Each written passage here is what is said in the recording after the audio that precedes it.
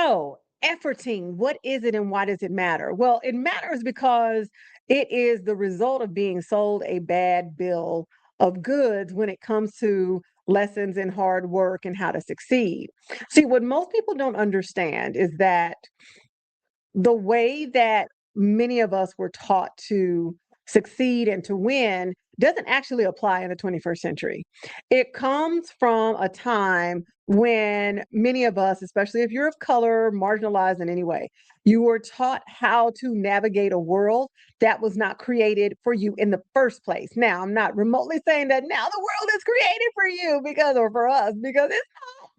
But the way that we approach our success has to change because when people are telling you, oh, we love to listen to people who are successful. At least some of you do. I personally don't, but this is what I've noticed with some of my clients. Hi, my name is Stephanie D. McKenzie. I am a fractional CMO, brand strategist and coach.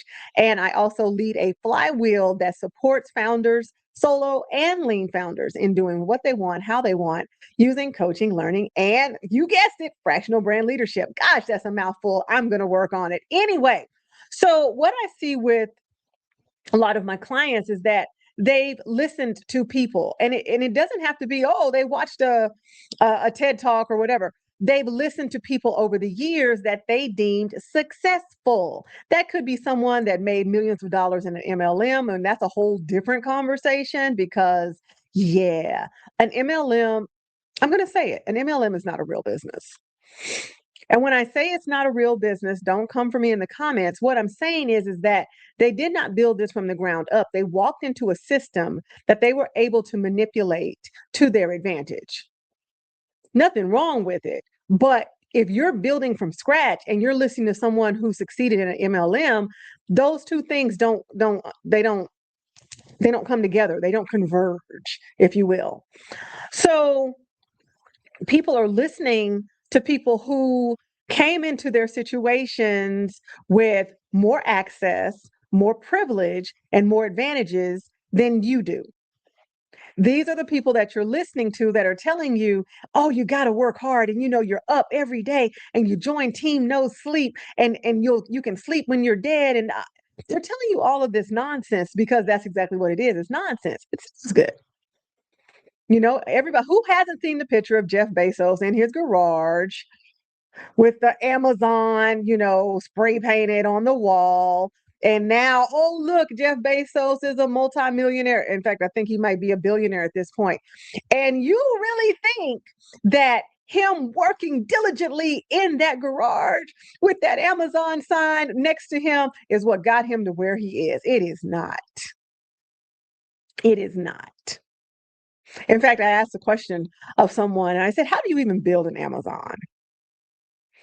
And their answer was, you don't. And I'm like, I completely agree. That was not hard work. That was network. That was access. That was privilege. That was evolution. But that was not just pining away in front of your computer, making AI flyers and hoping for the best. I said what I said. That's not what that is.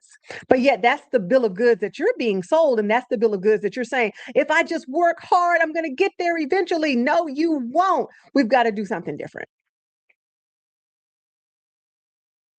See, not only am I a fractional and a brand strategist and a coach, I'm also quite a bit of an academe and a former college educator, and that caused me to create something I call, yes, I named it after myself because Maslow's did, the McKenzie Success Hierarchy, and it was built from my experiences working with founders at different levels that are going through different things, even those who are multimillionaires. Believe it or not, about 90%, 99% of my multimillionaire clients are still at the lower end of the hierarchy.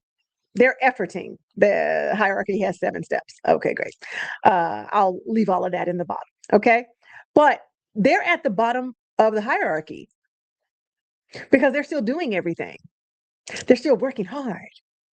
They may even have a team still working hard. Don't you know there are people that will try to outwork their teams? I was just recently released from a client engagement. Thank God, because I was being verbally abused on the regular. Um, that this person was trying to outwork me because they needed the validation. And I'm like, how does that work out for you? When you try to outpace your team, when you don't have their subject matter expertise, their experiences, their knowledge, you don't have any of that.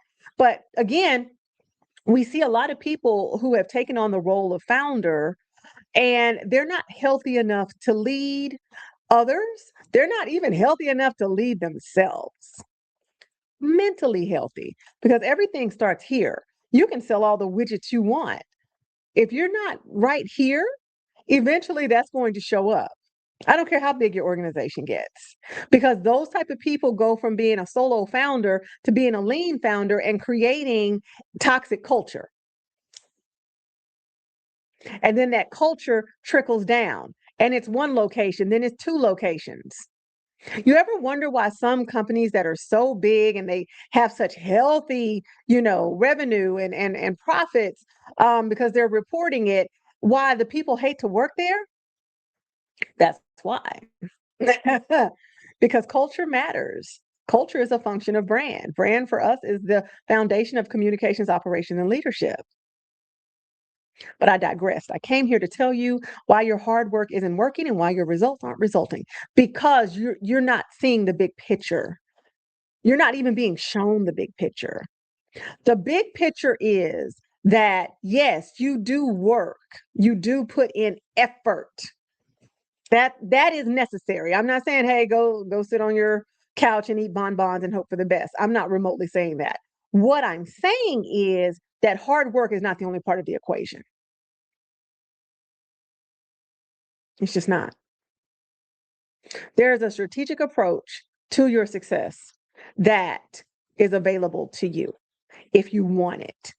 Now, some of you may be able to find it on your own. You may spend a lot of time in Claude and chat and whatever other platform talking it out, right? But then some of you are going to need to sit down with someone and walk it out for you. Remember, my specialty is helping founders achieve what they want, how they want. I'm not here to give you some 33-step cookie cutter process that I've given to everybody. We don't do cookie cutters. I don't even eat cookies. Well, unless they're like sugar free. So the strategic approach to how you win and how you succeed is what's missing from the equation. And those that are at the top are not going to tell you that, because unfortunately for many of them, they're territorial. Nobody else at the top. So they're shouting down the ladder of success, down the hierarchy, if you will. Hey, just keep working hard. Just keep trying to climb this ladder, which by the way, we may have put some butter on the rungs. We may have sprayed the rungs with WD-40. Is that what it's called? Yeah, WD-40, but keep working. And so because there's a lack of understanding about how things really work and how you need to work them, you're steadily trying to climb up this ladder, not understanding, or as I like to say, recognizing, realizing, acknowledging, and accepting that ladder was not for you in the first place. And if you would just turn to the right or to the left, you might see that there are people who are ready to help you ascend. They've got their hands out. Or better yet, they have a chair lift so that it's easier because they want you to win. People that want to see you win, they help you win. They don't spray WD-40 on the rungs of the ladder of success and then say, keep climbing, keep going. You deserve more than that.